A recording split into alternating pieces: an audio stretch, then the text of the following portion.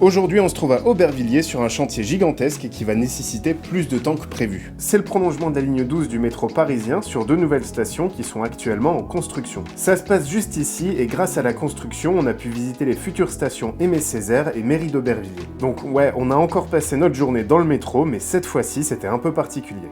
Là on descend vers ce qui seront plus tard les voies en fait de ce métro quand il aura fini d'être construit. Et c'est vraiment impressionnant d'être à l'intérieur du bâtiment alors qu'il n'est pas terminé quoi. Mais regarde, c'est gigantesque, c'est ouf. Et si on peut apercevoir un bout du tunnel déjà en service, c'est parce qu'il a été creusé entre 2007 et 2012. Ça a été la première étape de tous ces travaux et c'était il y a 14 ans. Ces travaux ont demandé un travail énorme des professionnels de la construction. Ils ont été aidés par cette machine, ça s'appelle un tunnelier, c'est plutôt logique d'ailleurs, et celui-ci a été conçu spécialement pour ce chantier avec ses 9 mètres de diamètre et une vitesse de travail d'environ 12 mètres par jour. Le tunnel s'étend sur presque 3 km et d'ailleurs on va en visiter une partie, le temps pour nous de se rendre à la dernière station en construction, Mairie d'Aubervilliers. Là, on se dirige vers la prochaine station parce qu'il y a 2 stations du côté de cette ligne qui est en prolongement. Et du coup, là, c'était la première, celle qui est la plus avancée. Et là, on se dirige vers l'autre. Ah, bah, la prochaine fois que je passerai ici en métro, je m'en souviendrai de ça. J'ai quand même une petite pensée pour la personne qui a dû attacher tous ces petits trucs en métal là. Parce que je sais pas si on s'en rend compte, mais il y a tout ça jusqu'au bout. Là, c'est les extracteurs à air. Parce que s'il n'y avait pas ça, l'air serait pas recyclé ici et du coup évidemment bon, ce serait un petit peu embêtant.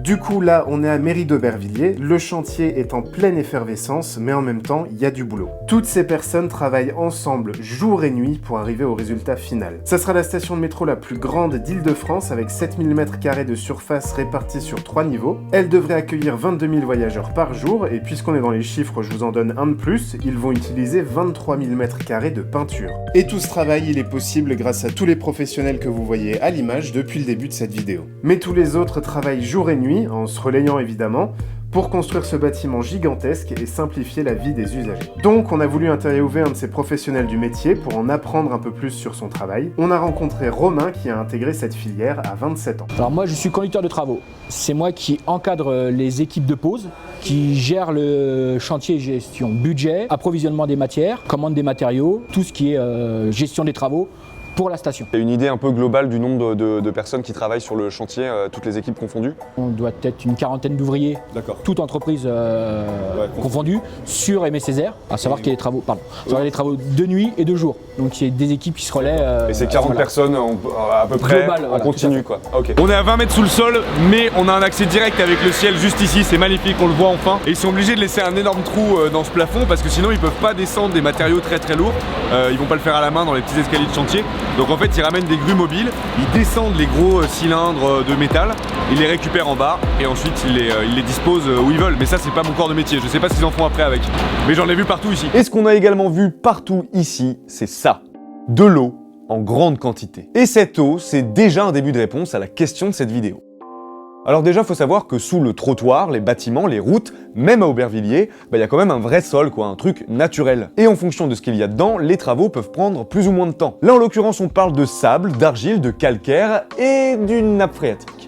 Et ça pose un vrai problème parce que l'infiltration d'eau dans les parois du bâtiment ou les terrassements, c'est la dernière chose dont tu as envie sur un chantier comme ça. Un afflux d'eau en continu, c'est forcément une source d'érosion et il était évidemment hors de question de prendre le risque que la station de métro s'écroule sur les ouvriers ou plus tard sur les usagers. Donc il fallait gérer cet imprévu d'une manière ou d'une autre. Et là, comme l'imprévu c'était de l'eau, ils ont tout simplement décidé de la congeler. Derrière moi là, il y a de l'azote liquide qui a été posé sur le mur. C'est pour éviter les infiltrations d'eau justement de la nappe phréatique dont on parlait tout à l'heure.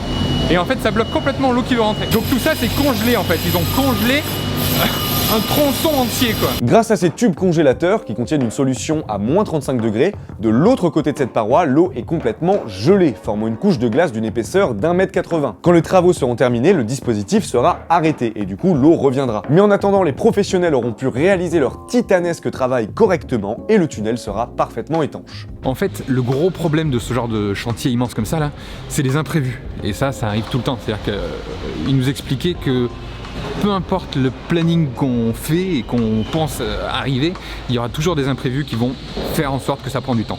Normalement, c'est déjà d'ailleurs pris en compte. C'est-à-dire que quand ils font le planning, ils prévoient déjà des imprévus, mais c'est jamais assez. Quand on creuse, on sait jamais ce qu'on va trouver. Du coup, ça devait être ouvert en 2017 et maintenant ça a été reporté jusqu'en 2021. 4 ans de délai supplémentaires déjà annoncés sur ce chantier, ça paraît énorme comme ça, mais là en l'occurrence on parle d'un chantier gigantesque qui a coûté 175 millions d'euros, sur lequel travaillent des centaines de personnes, donc forcément ça prend du temps. Et pour savoir pourquoi, eh ben on a tout simplement posé la question. Pourquoi est-ce que ça prend autant de temps? Quel est le secret de ce mystère? Tout part en amont. Déjà, il y a les études du chantier qui peuvent être plus longues que prévues, suivant les études qui vont être réalisées en amont sur le site. Il suffit de... Ils n'avaient pas prévu une nappe d'eau comme c'est actuellement, où l'eau est à différents niveaux. C'était pas prévu de base, donc forcément il y a du retard. Donc, ce qui prend du retard sur les travaux. Donc tout ça est lié aux études en avant. Et au fur et à mesure, après il peut y avoir du retard concernant les travaux. Il suffit qu'il y a quelque chose qui a mal été fait en amont. Nous, ça nous gêne. Il y a des modifications, ça peut engendrer des retards sur l'intégralité des travaux. Ouais, c'est ça, c'est-à-dire que tu as un truc qui est bloqué, ça peut paralyser toute la chaîne derrière. Toute la chaîne derrière, tout à fait. Et c'est ça en fait le vrai souci de ce corps de métier, c'est la coordination. Chaque équipe est totalement tributaire d'une autre. Par exemple, les peintres ne vont pas intervenir alors que les murs ne sont pas construits. Ça n'a aucun sens. Donc s'il y a un imprévu à ce niveau-là, ça va retarder l'entièreté des travaux. Et ce problème, il touche tous les travaux que tu peux croiser dans ta ville. C'est le problème principal. En attendant, voilà, en 2021, les deux stations Aimé-Césaire et Mairie d'Aubervilliers devraient être mises en service. Et tout ça, on le devra à tous ces professionnels de la construction. Et heureusement qu'ils sont là parce que nous, on l'aurait pas fait. Donc merci encore à la construction de nous avoir permis de rencontrer ces gens-là et de découvrir un chantier comme celui-ci. Et nous, on se dit à bientôt pour une prochaine vidéo.